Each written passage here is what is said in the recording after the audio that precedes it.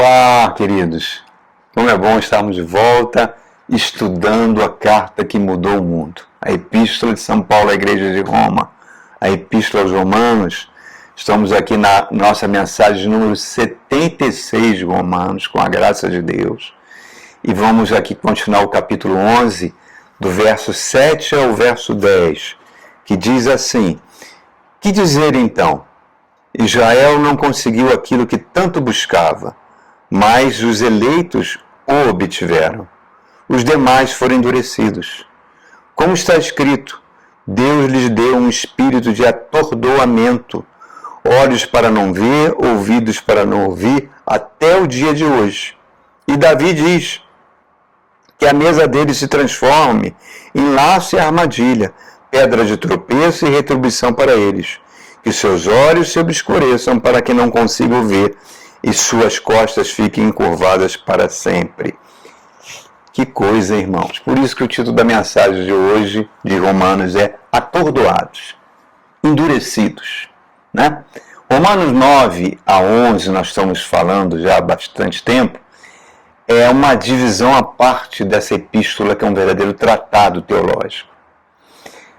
Ela traz a situação que os judeus rejeitaram o Evangelho e os gentios, que não buscavam, de repente ouvem a palavra da verdade, creem e são agregados na igreja e tratados como um novo povo eleito. A abordagem da Bíblia sempre é algo muito sagrado, irmãos. É verdadeira, por isso que a gente tem que entrar a ler a Bíblia com reverência, como se fosse terra santa. É Moisés tirando as sandálias diante da sarça ardente. Temos que evitar opiniões próprias, que as próprias Escrituras explicam as Escrituras, né? Os judeus rejeitaram a Cristo porque eles tinham um ensino que era errado sobre as Escrituras. Por isso que o apóstolo Paulo está usando a Escritura, usou Davi aqui, para argumentar a situação dos judeus. Então, quando ele começa aqui no verso 7, né, quando ele chega, ele entra falando assim,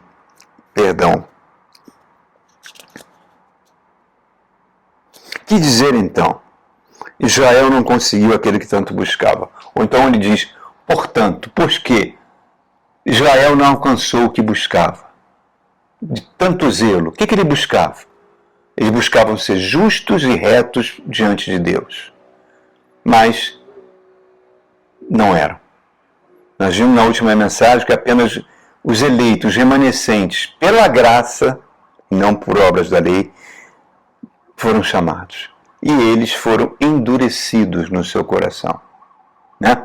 É como se tivesse uma máscara, onde eles não conseguiam enxergar, um profundo sono, né? Resumo. Isso aconteceu desde que um homem caiu lá no Éden. O diabo se tornou o príncipe desse mundo, né?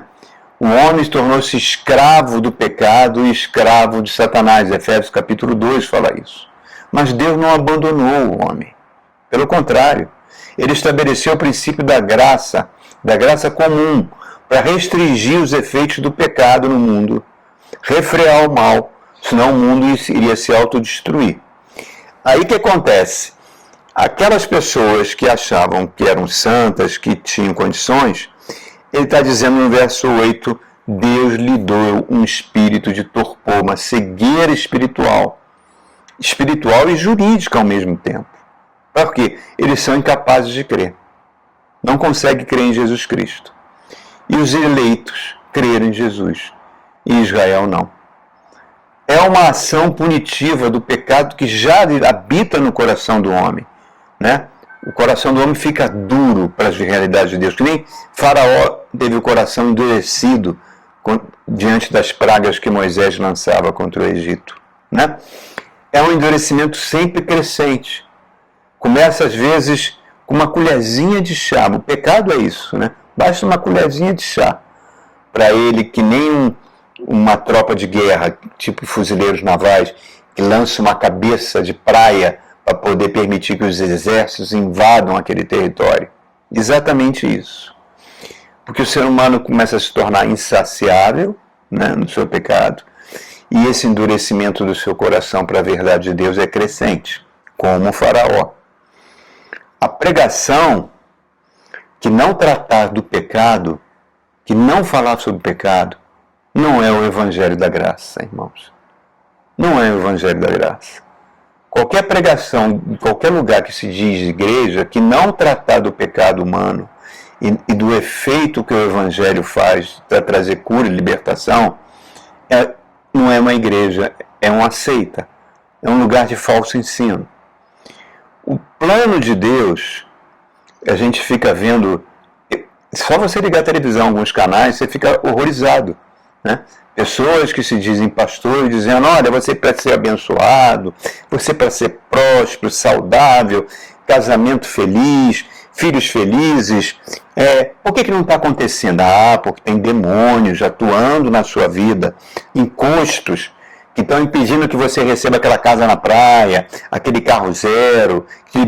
Irmãos, isso é uma mentira, porque o plano de Deus não pode ser limitado por demônios, irmãos. Quando você entrega a vida a Jesus Cristo, certo? O plano de Deus entra em ação. Eu não preciso, como eles dizem, tem que expulsar os demônios para que você veja a manifestação e tem que ver a pessoa passar por uma humilhação pública na frente de todo mundo. Mas se você der oferta, se você der dízimos, você está garantindo a expulsão desses demônios que não vão voltar. Por que eu digo que isso tudo é uma grande mentira? Primeiro, o plano de Deus nunca pode ser impedido por homens ou por demônios, irmãos. Segundo, colocar toda a culpa sobre os demônios e aqueles casamentos que têm tantos anos de agressão, de violência, de infidelidade, de filhos maltratados. Isso é responsabilidade humana. Cadê a responsabilidade da pessoa? É um evangelho de mágica. Se você fizer essa oferta, se você fizer esse sacrifício, os demônios vão sair e você vai ter amor, paz na sua casa. Como se você for o elemento causador disso tudo? Não considera os seus próprios pecados. Terceiro, ignora completamente a dimensão escatológica, meus irmãos. Nós não somos desse mundo. Estamos aqui de passagem. Os sofrimentos que acontece comigo e com você é com a permissão de Deus para formar o nosso caráter, para nos moldar a Cristo. E nós vamos vencer no meio de lutas, de provas, porque o Espírito Santo habita em nós. Nós vivemos num mundo que já está condenado. E nós reinaremos com Cristo, seremos glorificados. As seitas que se dizem evangélicas, não, diz que é para aqui agora. Sua bênção é agora. Você vai ser patrão do seu patrão, você vai ser cabeça, não cauda.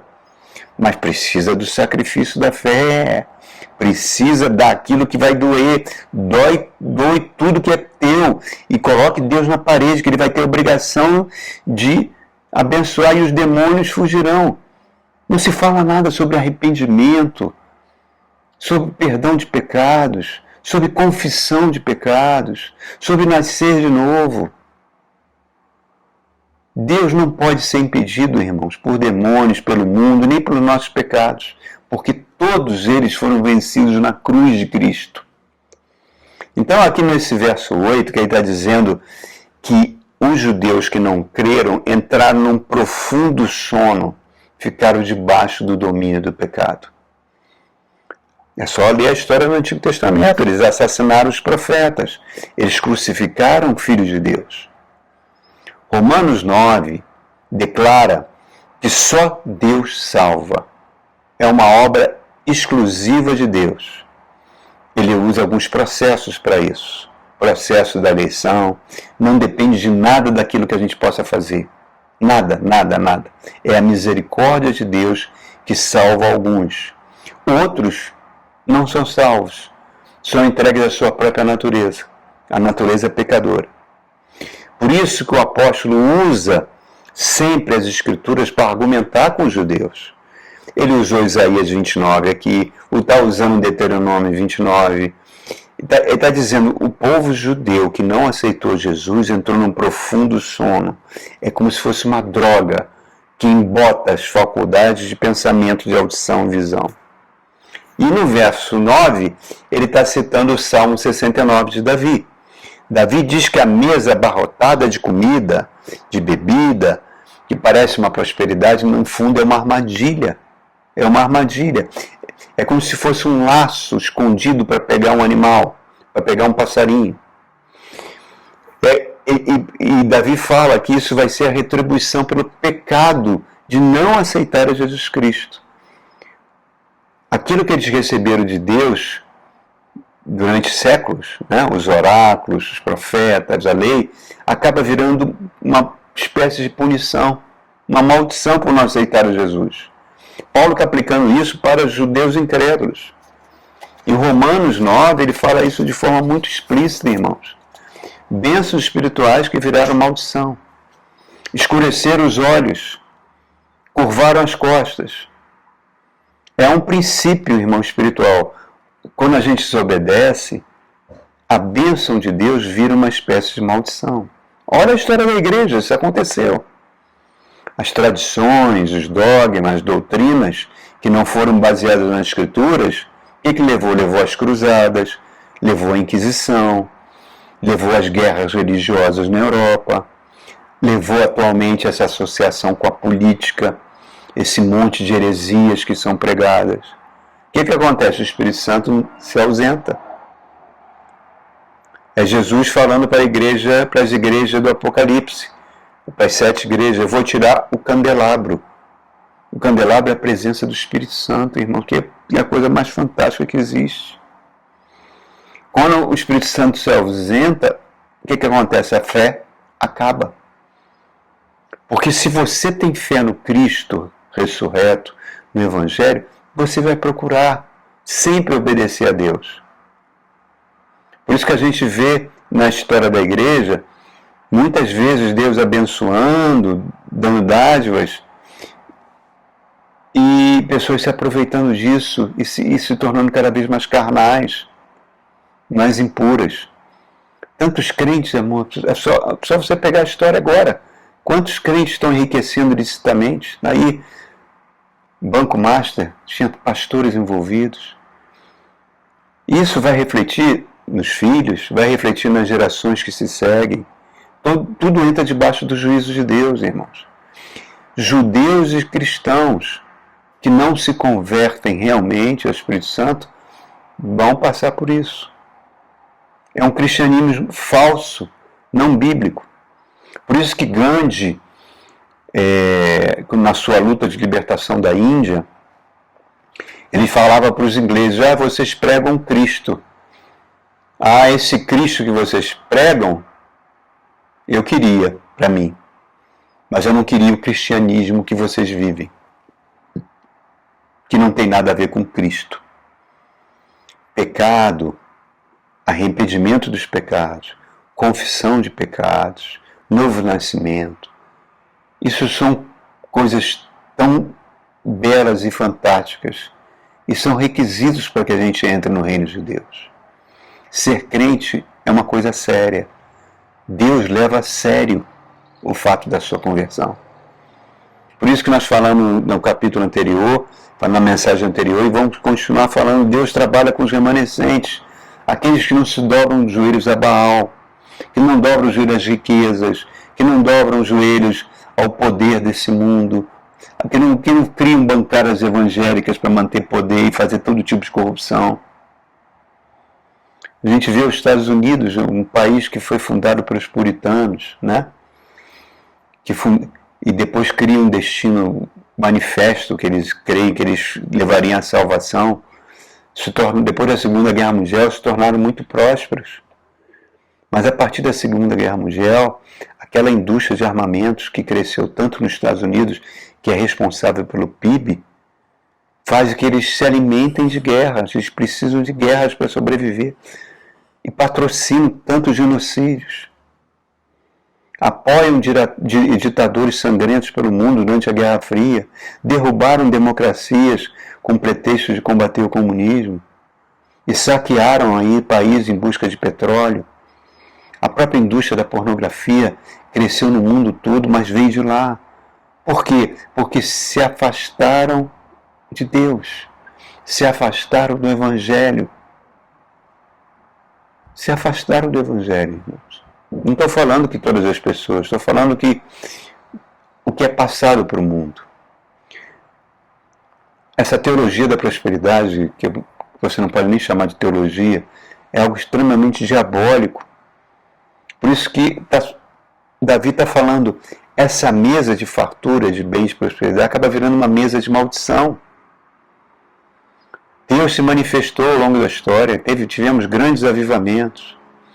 Tudo isso era baseado num tripé: pregação da palavra, arrependimento e conversão. Hoje nós vivemos num mundo que os países têm um potencial altíssimo para se autodestruírem. Por que ainda não aconteceu? Pela misericórdia de Deus, pela presença da igreja verdadeira no mundo, senão haveria uma destruição em massa. A ira de Deus levou a cruz do Calvário. Quando a gente esquece o pecado que está em nós estamos anulando a cruz. Por isso que é necessário que a gente busque Jesus da maneira certa, irmãos. Senão a gente será como os judeus que ficaram cegos, atordoados, que é o título dessa mensagem, mesmo com a mesa farta, para evitar que essa mesa farta vire uma maldição e a gente caia num espírito de profundo sono. Curta essa mensagem, muito curtinha, mas importante, irmãos. É um alerta para nós, é um alerta para o nosso evangelho, é um alerta para a nossa conversão. Buscai o Senhor enquanto se pode achar. Ouça o que o Espírito diz às igrejas. Vamos voltar sempre para o primeiro amor. Vamos aprender a ser discípulos de Jesus, como diz o apóstolo Paulo, imitadores de Cristo, onde o amor, a tolerância, a bondade, a benignidade sejam a marca do nosso caráter. Amém? Até o nosso próximo encontro dessa epístola maravilhosa de Romanos. Fique com Deus. Um grande abraço em todos.